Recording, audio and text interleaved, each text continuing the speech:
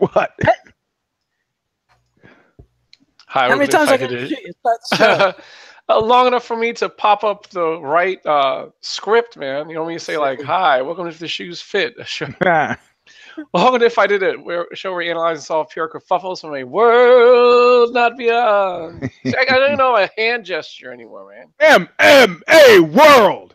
See, we got to go for something like that. You know, Eugene doesn't need a script, Alexi. He never needs a script. Why do you need a script? Yeah. Because I can't just free flow talk. I have to provide a structure. Yeah, you know, some guys are like that. You know. Oh. I'm your host. It's like that, Alexi Old. Joining me as always, Kidney Bloody Elbow, and the Let It Roll podcast. See, that's why I need to read. Yes, and yes. Eugene S. Robbins. And Eugene S. Robbins and Radi.com, and author of Fight Everything You Ever Want to Know About Asking or Afraid. You get your ass kicked for asking. Collectively, MMA Pancholes. Pancholes! Sorry. So, Eugene, you're Jon Jones. Oh, man. The California State Athletic Commission revoked your license and slapped you with the fine, bearing a Stockton area code, $205,000. Live and in public, if you will. What PR moves do you need to make in the wake of your upcoming date with USADA? You need to stop talking. You just need to stop talking, or he's one of those guys. You can't just get up there extemporaneously like me and just hope that things are going to work out in your favor. It's not going to fucking work. I mean, you know, his inattention to everything but fighting, and some would say even his inattention to fighting, you know, is killing. You know, ask Joe Louis in the men's room in Las Vegas how good it goes just signing whatever your fucking management puts in front of you. You know, did you watch the video? Yeah, I watched the video. You know, I mean, he continues to be his own worst enemy. And the thing that I think is tragic about it is that growing up the way he did, you have to look. When I got arrested in 1981. For a false information to a police officer, I had an innate understanding. First and last time I was ever arrested, I had an innate understanding. Once you get behind those gray bars, that once they have you fucked into the system is designed to never let you get fucking free of it ever. Who gives somebody an 18-month who gives a college student an 18-month probationary period for false information to a police officer? You know what kind of Boy Scout you have to be to never run afoul of the laws? And I say, okay, you can run afoul of the law, but don't do it enough that we have to fucking arrest you. Because once you start going down that path, it's never ending. It's something. Look, O.J. Simpson was working out something else. I think he was. What is that thing? Projecting, and Shrink or Freud would say he wanted to get arrested. He was acting like a guy who you show up at some guy's hotel. You mean when he allegedly decapitated his ex-wife? No, I'm talking about he was acting out in response to that by going up to some guy's room. By committing robbery? With a firearm. Armed robbery, yes. Armed fucking robbery. I mean, it's so hard to not do these things. Right? You know, I was just minding my business. I just happen to have a gun on me. Just happen to be walking into a room. Just happen to heard that my sports memorabilia that just happen to have my signature. Just happen to be in the hotel. Who gives a shit about that stuff? I mean, you know, juice, baby. Public Enemy said it best. You know, the bigger the black, the more they want the piece of that booty. You got to take this shit seriously, man. As long as you have to take it seriously, because all they're doing right now. They're pulling a Martin Shkreli on him. Martin Shkreli, who it should be noticed, is not black, but the attitude is Albanian. You know, I'm not even going to talk about the Albanians like we've already established. What is it insulting to the Albanians to say that they? You know what? You should just stop talking about Albanians now. Hey, Albanians, note it's not me.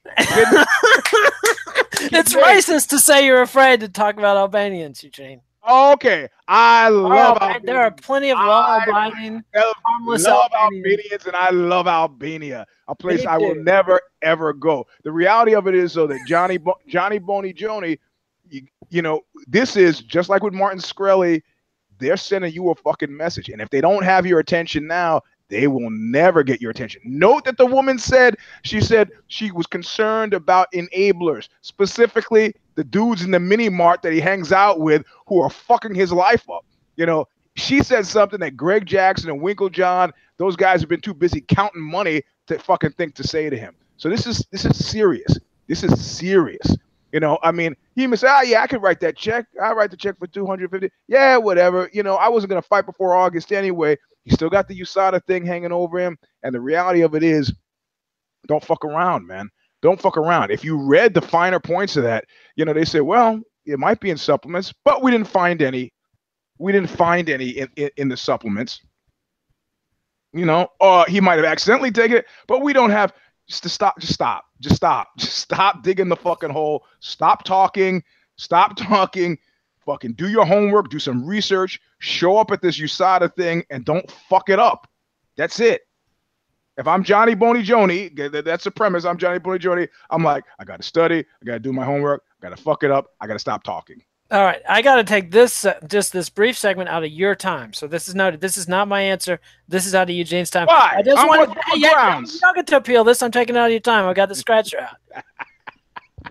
I just want to give you the feedback from our loyal live audience on you telling the arrested for false ID story again. Let's see. Oh God, this story again. That's from Benjamin Powell. I used it as a no, wait. I didn't tell the whole story. Back scratcher. Notorious VC says, "Hey guys, remember when Eugene was arrested 40 years ago?" Question mark. And then Tommy LeBlanc says, "Allegedly." Okay, so I just wanted to give you the love of the audience, and now we're on my time. And you know what? No, you guys, you put me in a situation now where I have to tell the whole story. No. I just use it as a footnote. No, scratcher. The scratcher is out. There's a difference between using it as a footnote and telling the whole story. You should be able to, you of all people should be able to appreciate that. All right, so my answer. Eugene had pretty solid advice. However, he missed two things. One is the bad company Jon Jones needs to separate himself from includes his manager, Malky Kawa, who admitted to forging Jones's signature on Athletic Commission documents in front of the commission.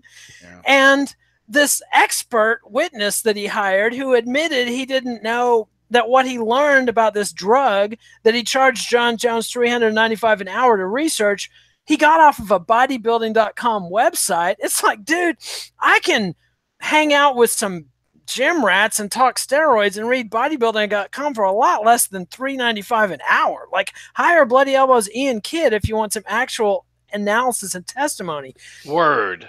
Or me. Word. Or you. Well, if you want to hear Eugene tell the Abraham Lincoln story at your Athletic Commission now. Abraham Lincoln, that reminds me.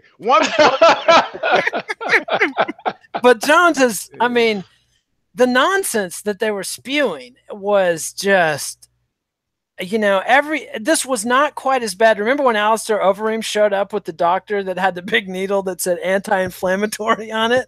And that was, you know, like the guy who's like allegedly, you know, one of the biggest pill mill operators in Texas, if I'm remembering my doctors correctly. I could be wrong on that, but I know the guy was a, you know, if it floats like a rubber ducky, that's all I'm saying. It might also quack, but I'm not saying that about any doctors in particular. But, and the other thing is, the Athletic Commission, oh my God. It's like, I got to take my hat off to Jon Jones for being able to sit through, dude admitting he didn't have his hearing aid in, wanting to talk about Stephen A. Smith as if he's some kind of novelty like that nobody's heard of. And not only that, a wise man that we need to listen to. And then the guy who's telling him, have you quit drinking, son? Like, spare me the fucking paternalistic bullshit. He can have a drink if he wants to. That has fuck all to do with the matters at hand here, which is the steroid thing, which again, Jones is clearly not qualified to handle supplements. Well, just based on your description of what the commission was like, it seemed like he handled it perfectly. Well, I mean, he reacted to that stuff amazingly patiently. I gotta say, hats off to him on that. But he kept digging himself in deeper, and one of the commissioners had a hard-on for his expert and ripped him to pieces. So, you know, that I would not be trying to come in with experts who are not experts. Like, if these guys are charging $395 an hour, Jon Jones, surely you can find better experts than that for that. I mean, it's just like I tell white guys with Donald Trump. It's like, look, I get it. You want to ram a white guy president down the throat, But can't you come up with a better white guy? When I was younger, it seems like they had a deeper bench than Donald fucking Trump. It's like, surely there's a doctor anywhere in the country, because you don't have to limit yourself to New Mexico or wherever you're getting them, who's better than these people. Get a better expert witness, for God's sake. So you don't like the 95% chance that he's not going to have a USADA suspension? No, those are terrible odds. Although, unless he knows something, maybe that's why he was clowning this commission, because there's an inside track and he knows he's going to get off from USADA. Man, he's rubbing it in our faces. No, I don't. Do you think Mark he knows my what words, he's doing, Eugene? No, I mean, the question is always. I mean, the question is always, much like with Hitler, was he an opportunist, or was this like, was he a determinist? You know, did he just like happen to stumble into something? I mean, with Johnny Boney Joni, it was like, man, is he crazy or is he crazy as a fox? And I don't think either in this instance. I think he's just a fucking sloppy kid who's inattentive and is not taking this shit seriously, because he went from fundamentally being a junior college wrestler to being a super celebrity, you know, and it's scuttled other people. You know, you have to, you know who doesn't scuttle? It doesn't scuttle cats like Samuel L. Jackson or Joe Pesci or anybody who hits relatively late in life. They had a good taste of what that life is like without that celebrity, and they tend to be a lot more cautious and careful with it. Tyson, fuck, you know, he was famous from how old? He already had intimations of life beyond the normal life by the time he was 15, and he dealt with it accordingly. You know, he just needs to realize that what is that? F. Scott Fitzgerald, about second acts in American lives. If you count the WWE as a second act, God love you. Good. Go for it. But I can't think of anything quite as depressing as that Ronda appearance in the WWE. Girl cannot act. I mean, anybody that disrespects wrestling, it's like, my argument is like, look, people make a lot of money at this, and some people cannot do it to save their lives. Like, this takes a skill set, and it's competitive, and she doesn't have it. There's no indication she has the proper skill set to be a pro wrestler. And honestly, as somebody who's a big fan of her as an athlete and admirer of her story, you and I both know that have stepped in there and done a better job. I mean, ranging from Jay Leno at Bash on the Beach to Donald Trump to Karl Malone to Floyd Mayweather. You know, they've been able to take people's limitations and disguise them. But for Ronda Rousey, man, it's just like right there. They need to come up with like maybe a camera angle at the back of her head or something so you can't see. But you know what's interesting, and I'm sure Nate's noticed this as well. You know what's really hard to fucking pull off? To find an actor who can effectively play a musician in the movies. They can't fucking do it. The only actors that successfully do it are the guy actors. Who played Ray Charles. He used to be a musician. He was a musician. Billy Bob Thornton started out life as a musician. What did he do when he played a musician that was good? Nah. It doesn't matter, man. What did he do as a played a musician? I don't remember. Everything Billy Bob has done except Sling Blade sucks. He was terrible on Fargo. Come on. No, he was great. He was great on Fargo. Yeah. He was terrible. What was the one he did with Carl Franklin, where it's like a Blood Simple, but by Carl Franklin. Oh God! It's Linda Williams. They ended up getting married. No. Was this with Sean Penn? Wrong. One false move. I think it's one false move. And of course, Bad Santa 1 and Bad Santa 2. Bad Santa 1 and 2. Okay, I'll give you one. Right. There we go. See, you won't give it to me. Gary Busey as Buddy Holly was fucking great.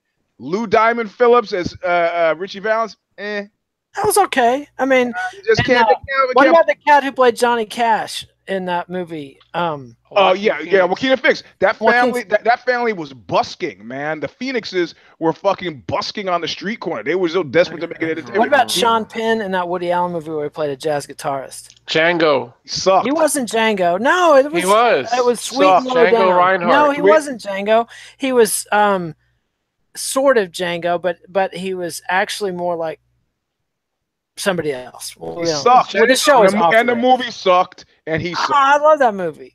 I love that movie. Well, There's one thing, it something wrong doesn't with it. suck. Yes. UFC. Yes, I wish. All right, so this is how far afield we are. Oh, by the way, one of our viewers has a great suggestion.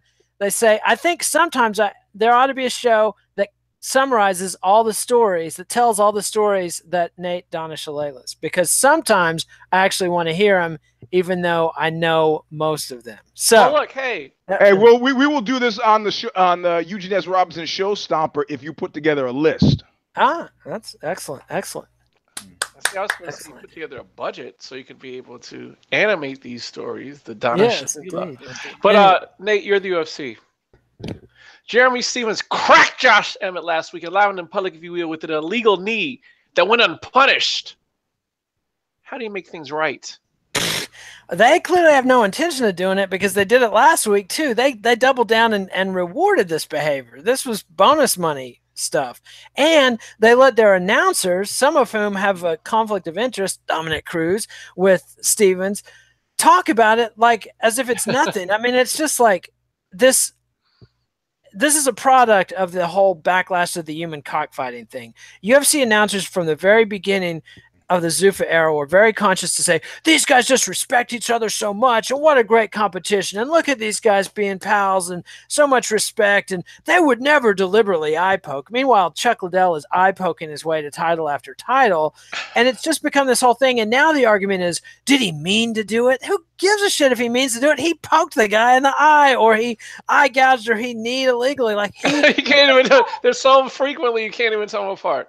Yeah, and it's like, no, it doesn't matter about their intention. We can't know their intention. We can just know what they did and if it was illegal or not. That's plenty for these refs to grapple with because these guys can barely, tell time. So, yeah, now the UFC doesn't give a fuck about this. But if the announcing team gave a shit, I think the commission is the one who's going to solve it.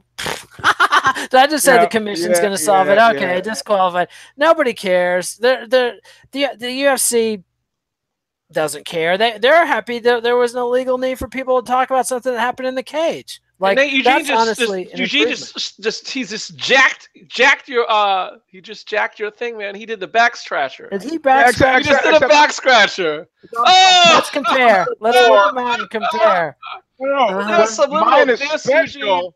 Mine is an Italian fascist pen. I don't know if you can see the little thing on it. Sent to me by your gimmick, man. By our Italian fascist fan base, and it says on it, it says Italia, something for Italiani.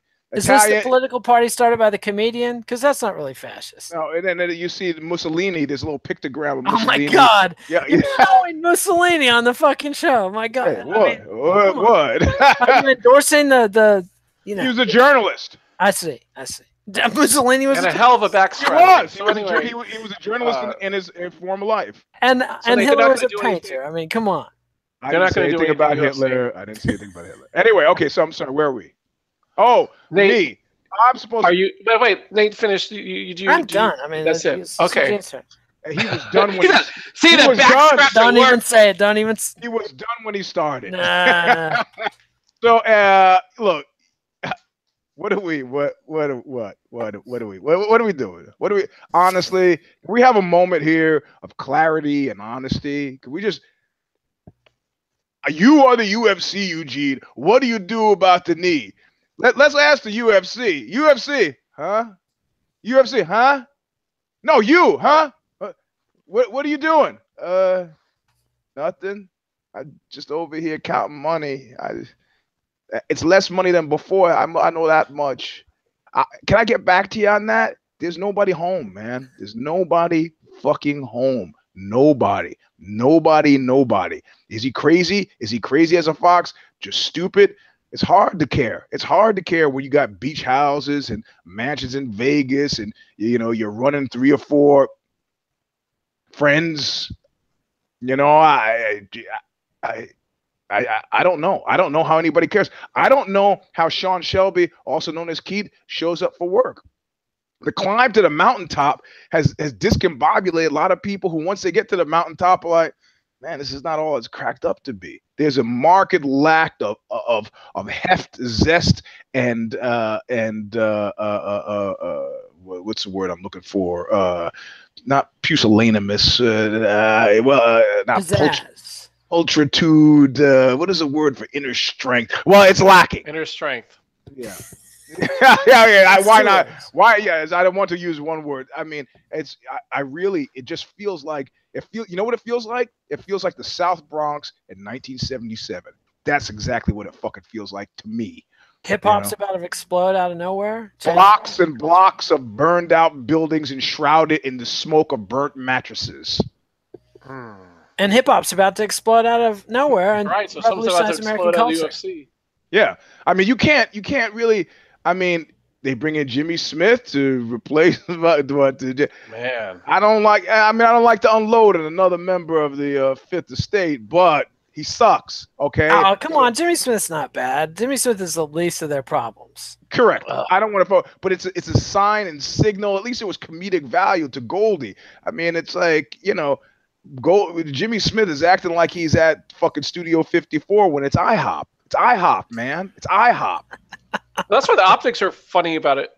Funny as well, because you have a situation where the UFC has this decline, right? And so if you're looking as a casual fan, you're like, oh, is this shit Bellator? Oh, that's that Bella, right? So it kind of looks more like Bellator. The fights are looking more like Bellator, and they got Jimmy Smith in there, so you know. And Bellator's got more and more UFC fighters, and it's just like all in this wash of gray and guys fighting. Like, I mean, I just have to say once again, how reckless can you get? How reckless can you get? How do you take, even if I aggressively tried, I don't know that I would be hard pressed to take a $4.2 billion company and turn it into dirt. But of course, I'm a completely different cat. I would have we need to get USADA in there to make sure. No, we don't. Really, we don't really need USADA in there. We want to make sure the sport is on the up and up. For who? For what? You mean like football? Like football's on the up and up? Or maybe you mean professional cycling? Maybe we got to be like that. Get the fuck out of here. It's window dressing. Dress the windows with it. Get your fucking fighters in there. Get them fighting and pay them fucking money. You'd be surprised what happens when you pay people fucking money. they show up for work. They show up for work. It's amazing. Yep. It is amazing. Oh, fight hurt? Yeah, I think I can pencil that in for another $6 grand, 60 grand, 600 grand. I mean, if it's 6 million, hey, boy, you'd be amazed how hurt people can fight. No shit. And you think they're going to try to cruise to a unanimous decision if they're getting sick? No, man. Yeah. These are motivated fighters at that point, you know? Yeah, yeah. It's yeah. Yep. Well, speaking about money and motivation, Eugene, you're Conor McGregor. Yeah. You and Dana White are close. Oh, wait. Am I on the table in Ibiza or am I not on the table yet? Get your cardboard head out. Eugene. Okay. You're about to get off the table because you and Dana White are coming close to confirming a fight. What makes the most sense for your brand? You know what? I don't know. You know, in the early days of you being sexual, you ever got an experience? You go on a date, you're like 14 or 15, and you're in your head. You go, okay, I want to make my move. I gotta make my move. I gotta make the move. Okay. I'll make it now. No, God damn it. Okay, before the next commercial, I'll make the move. I'll make the next commercial comes. It goes, God damn. Okay, all right, I'm gonna do it now, and then you do it. And then because you waited too long and she started to think like she's not interested, it comes across as clumsy and ham-handed, and you get rejected anyway. If you're a loser, you go, God damn it. I knew it was going to happen that way. If you're me, you go, man, I got to adjust my timing a little bit. The first time you go, don't wait till the fifth time. I think he's gotten desperately close to waiting for the fifth time. I mean, outside of hardcore notorious maniacs, I'm starting to feel like he played himself a little bit. And you know when I realize that? When I look at the date on a piece of paper and see, hey, yo, dude hasn't showed up for work since 2016. Really? That's a fucking long time ago, man. That's a really long time ago. And if you look at the remainder of this year, what's he going to do? What's he going to do? He's only at best one fight left in this year. So your question is, well put, excuse me, who would it be with? Well, Kid Nate on last week's show said it. Everywhere he turns is fraught with difficulty, right? If he goes to Khabib, it's difficult. If he goes to Ferguson, these people will murder him because they think there's a transitive quality to the red panties thing. I think he should go. To if I'm him, the premise here, I'm gonna go with a Diaz. I'm gonna go with a fucking Diaz. And strangely enough, if you don't see them setting this up the way they're doing, the Baldwin just said, "I don't know what Nate's thinking. Who knows what he's talking about. We don't know." Now Nick seems motivated to fight. Bingo. Smell what the Baldwin's cooking. Now that's a fight. It's the beginning of another series, not the end of another one. That's the move to make. If he wins, he can gin up the third meeting with Nate Diaz. I beat your brother, now I'll beat you. If he loses, he's like, whatever. I'm going to stick to my lane. I'm going to go get my belt back, and then I'll come back and beat his head in, whatever. That's the safest, smartest thing to do. What about you, Nate? Yeah, Nick Diaz is absolutely the choice because Nate, it's hard to even sell that fight as a thing since they've had two, they've split him. Nate hasn't fought since, and Conor hasn't fought since, really. I mean, he won a title, but I mean, he's had so much time off. I think he needs definitely push for Nick because it's new, and it also sets up, if he destroys Nick, it sets up a grudge match with Nate for the rubber match. And then he doesn't have to worry about Khabib and Ferguson until one of them has clowned the other one. Eventually, those two fuckers are going to get in the cage together, and one of them is going to take the other one out. And then he only has to prepare for one of them. Now, I think on his best day, Conor McGregor has a legit chance to beat either one of those guys, and it could be a great fight, but it needs to be set up properly, and they need to be big enough to be in the cage with him and not have that Ronda Rousey, she just got blitzed by somebody we don't even know of, because it's very possible that either Ferguson or Khabib could flatten him. I mean, this is the fight game. Sometimes you can walk in, be rusty, be in with the wrong opponent, and just made to look like ass. He can't afford to look like ass after he's been gone for over a year and a half. He cannot do that. And the other thing he needs to pursue is push some kind of MMA fight for Floyd Mayweather that sets up a potential MMA revenge match with him and Mayweather. Admittedly, it's bullshit, has nothing to do with the sport, but it's a fucking great spectacle, and I would love to see Conor McGregor get Mayweather in an MMA bout. I mean, that would be... But not this year. Not this year. Not this year. No. That needs to be set up. The commission would never approve Mayweather getting in with McGregor in an MMA bout anyway. I mean, it was ridiculous that they let McGregor box with Mayweather in the first place. I think Mayweather needs at least one professional fight, and just to see. I mean, can he do it? And I don't know if CM Punk's the right guy. But he, of course, is the right guy. Yeah, he's the worst possible UFC fighter with a name that you could make a big money fight of. And if Mayweather could beat a guy who outweighs him by that much, which I think he could. Some people are like, oh, CM Punk's a blue belt. He could blah, blah, blah. Dude, Mayweather's Mayweather. I think he could handle with a little serious training on takedown defense and getting up off the ground. I think he could survive that long enough to wail on CM Punk on the feet. But he handled pretty easily T.I. I enjoyed that. I think Lil Wayne could handle T.I. Come on. But can we handle the Kid Nate's heel turn? Here's Kid Nate's heel turn. This is all I had to say. $69.95? $69.95 for UFC 222? Are you kidding me? Chris Cyborg versus chick they don't even have a picture for on the website? Really? Your headliner you don't even have a picture for on the website? Her name is Yana Kunstskaya. Yeah. And then we got Frankie Edgar versus Brian Ortega. I'm just going to read the card. This is the heel turn for this week, the UFC 222 card. Chris Cyborg for the UFC Women's Featherweight title against Yana Kunitskaya, who's making her UFC debut. Featherweight, Frankie Edgar versus Brian Ortega in a fight that was supposed to feature somebody else better versus, it was supposed to be what, Max Holloway? Was it Holloway for the, yeah, that would have been a good fight for the featherweight title. That would have been a good fight. But now they're fucked. And then they got bantamweight Sean O'Malley versus Andre Sukumath. Heavyweight Stefan Struve versus Andre Arlovsky. What year is this? This is 2018, and they're fobbing this off on the main card. And then women's bantamweight Kat Zingano versus Katen Vieira. $64.95? I mean, seriously. No. This thing is going to flirt with less than 100,000. What about the Lost Battalion? Oh well, I mean, we know, don't we? We get. Let's see. I love him. You know, I love him. Him and all of his shirtless horseback riding glory. Oh man. Dude is starting to make the sign around his waist. It is like you're gonna. It's like, man, are you okay? You can excuse this. This can be excused in the momentary afterglow of having knocked out one of the most boring fighters in the fucking world. Okay, but and I don't take that away from Latifi. Yeah, exactly. Q Dog. I don't take that away from Latifi because he dispatched him savagely. Right? If you take a bum and you go do a unanimous decision to him, I don't count that. He's not a bum. OSP's not a bum. Okay. He's just boring. Okay. He's a really tough dullard. Correct. Dullard, correct.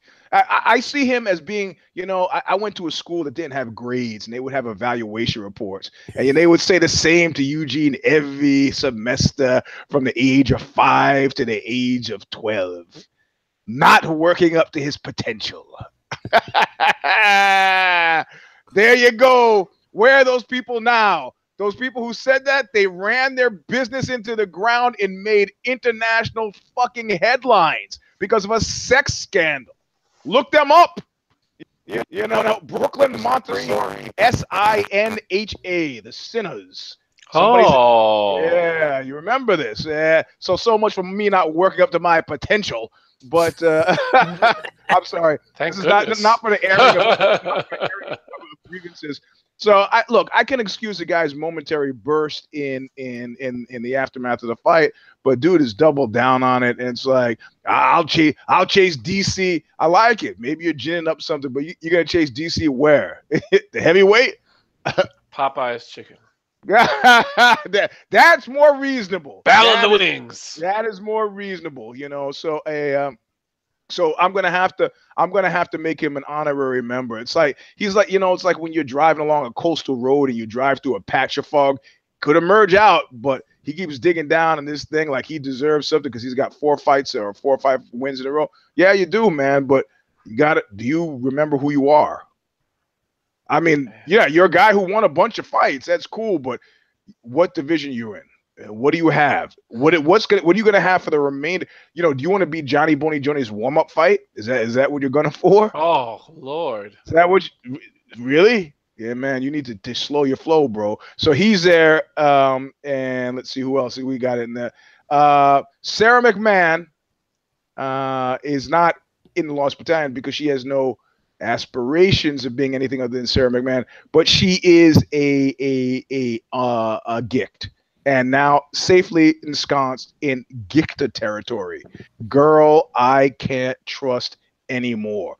And you don't know how big that category is because of given my personal proclivities, but that's where she is.